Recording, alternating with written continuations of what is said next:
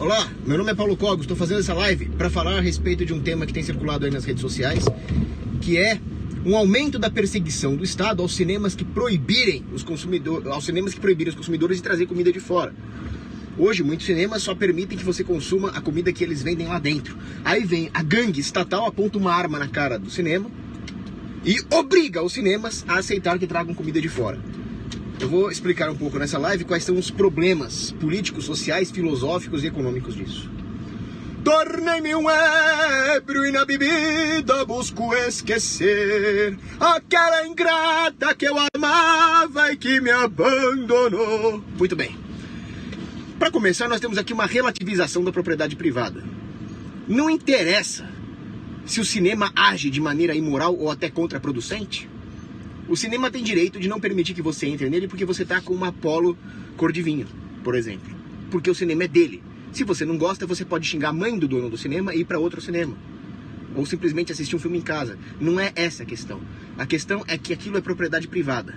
No momento em que nós aceitamos que o governo dite essas normas, nós estamos aceitando que a propriedade privada de todos nós, donos de cinema ou não, seja relativizada. E assim, o cinema não é mais do dono, mas é do governo. Se o cinema é do governo, o que impede que o seu negócio, o seu comércio, a sua residência também seja do governo? Estamos abrindo alas aqui para o comunismo, certo? Ludwig von Mises, grande economista da escola austríaca, dizia o seguinte: não existe liberdade política dissociada da liberdade econômica.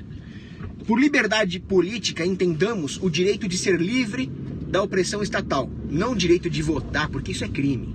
Isso é permitir que o outro usufrua da sua propriedade privada sem ter esse direito. Isso é permitir que os outros pilhem a sua propriedade privada. Não confundamos, então, o entendimento austríaco de liberdade política com o entendimento mainstream de liberdade política. Liberdade política é o direito de não ser oprimido pelas instituições políticas, incluindo a democracia, só para fazer esse parênteses. Muito bem, se o governo é capaz de cercear a sua liberdade econômica, ele é capaz de cercear tudo. Ele é capaz de mergulhar as atividades econômicas dentro da lógica distorcida e antiética do Estado, e assim usurpar todos os setores da atividade humana. Por isso que o Ludwig von Mises acerta nisso. Só por isso, só por esse motivo ético e só por esse risco político já seria suficiente para rejeitar que o Estado fizesse isso. Muito bem. Deve ter gente pensando, por que você está fazendo uma live desse tema tão pequeno? Vamos falar da Lava Jato, da corrupção? Não.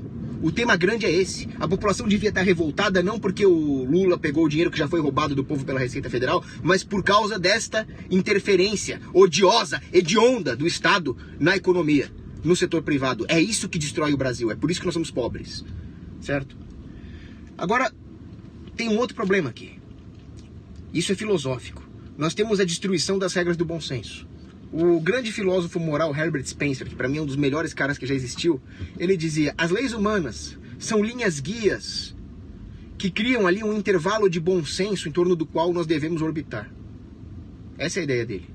Então, realmente, as leis humanas não são absolutas. Absoluta é a lei de Deus. Mas, no momento em que nós permitimos que o Estado regule essas leis humanas, elas deixam de cumprir o seu objetivo, a sua razão de ser, que é cumprir a única lei que Deus nos deu, que é amar o próximo como a si próprios e amar a Deus sobre todas as coisas, e passamos a ter nessas picuinhas humanas um parâmetro absoluto. Com isso, aquela negociação entre os homens, pautadas pelo bom senso e pela empatia, vão dar lugar a uma cisânia, a uma tensão social. Ou seja, das regulações que o governo nos impõe, surgem as tensões sociais. E aquelas regras que deveriam ser linhas guias de bom senso, passam a ser verdadeiras placas de ateroma nas artérias da sociedade. Exemplo. Hoje, você vai a um cinema que proíbe que você leve comida de fora, mas você vai com uma paçoquinha, não com uma marmita de pedreiro.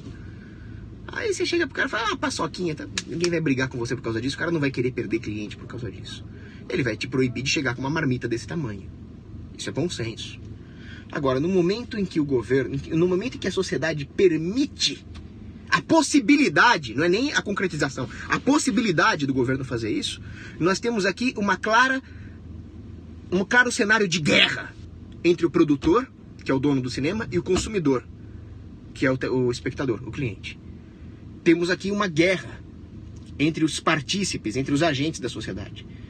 E essa cisânia, esse cenário de guerra, é tudo o que nós não precisamos. Então a coisa é bem filosófica. Agora vamos falar um pouco da parte dos efeitos econômicos disso, que também são muito graves.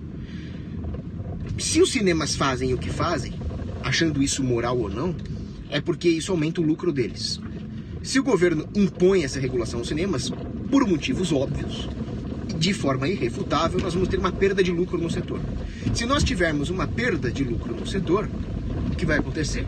Menores salários e maiores preços dos ingressos, menor concorrência, menor liberdade de entrada no setor para concorrer com aqueles que já estão estabelecidos. Nós vamos ter uma queda da qualidade em todos os parâmetros. Você pode chamar qualquer coisa de parâmetro.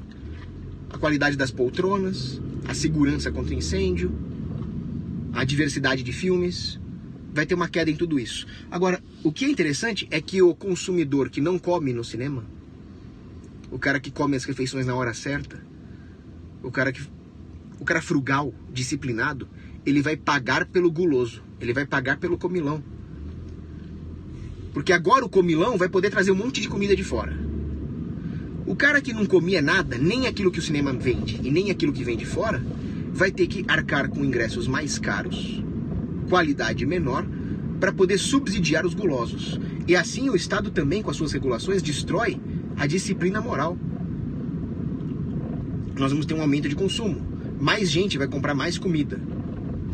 Para quê? Porque agora pode. Simplesmente por isso. Não há nenhum motivo racional para isso. Pessoas, num ambiente de consumismo, acabam abdicando da razão. Vai aumentar a sujeirada dentro do cinema. Aumenta também os custos de limpeza, vai. Aumenta a encheção de saco. O cara vai abrir uma comida fedida do seu lado ali. Tem todos esses problemas.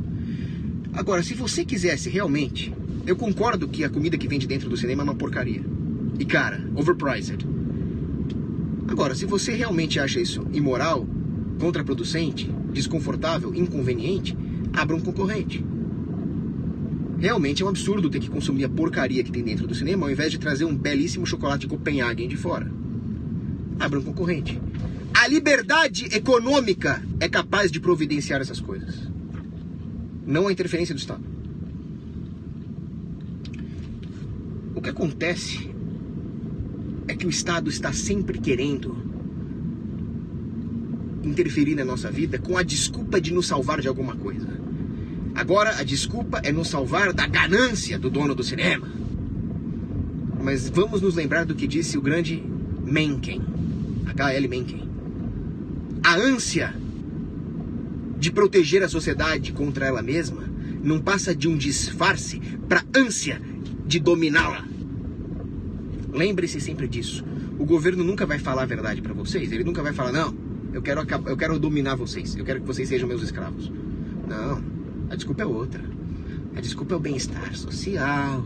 É proteger vocês contra a ganância do capitalista. É proteger vocês contra vocês mesmos, porque o Estado é teu papai, né? Palhaços. Você acha que eu vou engolir uma mentira dessa? Tudo que o governo diz é mentira e tudo que ele tem foi roubado, disse Nietzsche. Então, não apoiem isso só porque vocês acham muito chatinho não poder ir com a sua comidinha dentro do cinema. Realmente é chato. Mas os problemas que surgem por causa da própria ganância do homem só podem ser corrigidos no mercado, com mais liberdade econômica, não com menos. Nós temos que lembrar uma coisa importante. Nós não podemos ter igualdade. Todas essas regulações do Estado passam pelo fetiche esquerdista da igualdade. O que tem a ver a regulação do cinema com igualdade? Simples. O conceito de igualdade é tão demoníaco que eles nivelam todas as particularidades que surgem num processo de mercado, até mesmo a particularidade do fato de haver um negócio que tem um dono que deve ter o direito de geri-lo. O cinema não deve ser do dono, o cinema deve ser de todos. O cinema deve ser da sociedade.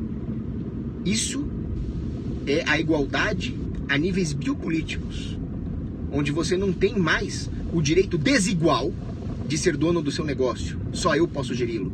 Propriedade privada é exclusividade. Agora não tem mais isso. Agora é de todo mundo, é da sociedade. Com isso, ninguém, absolutamente ninguém, alcançará a plenitude. Vamos nos lembrar de Frank Chodorov. Os homens são desiguais. Isso é intrínseco à nossa natureza. A ordem só pode emergir da adequação a essas desigualdades. Isso é um conceito aristotélico. Não pode acontecer de outra forma. O Estado é incapaz de tratar os homens na proporção das suas desigualdades, para dizer um termo aristotélico.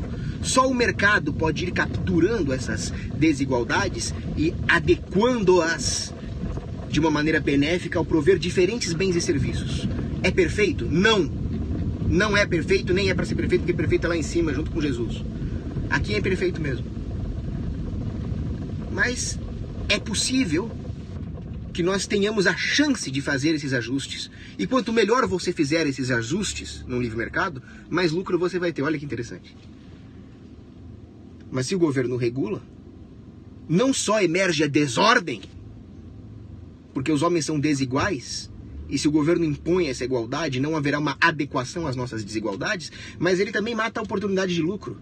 Por que agora você vai pesquisar o mercado para ver uma forma diferente de prover um serviço de cinema, um que permita trazer comida de fora, por exemplo? Não. Com isso o Estado mata o quê? As virtudes empreendedoriais, que movem a sociedade para frente, que eliminam a pobreza. Então, pode parecer pouca porcaria esse tema, mas não é. Nós estamos falando de algo que vai filosoficamente afetar a nossa prosperidade futura e, pior, a nossa liberdade. Toda vez que o governo quiser regular alguma coisa, pega uma calibre 12, dá um tiro nele e acaba com a discussão.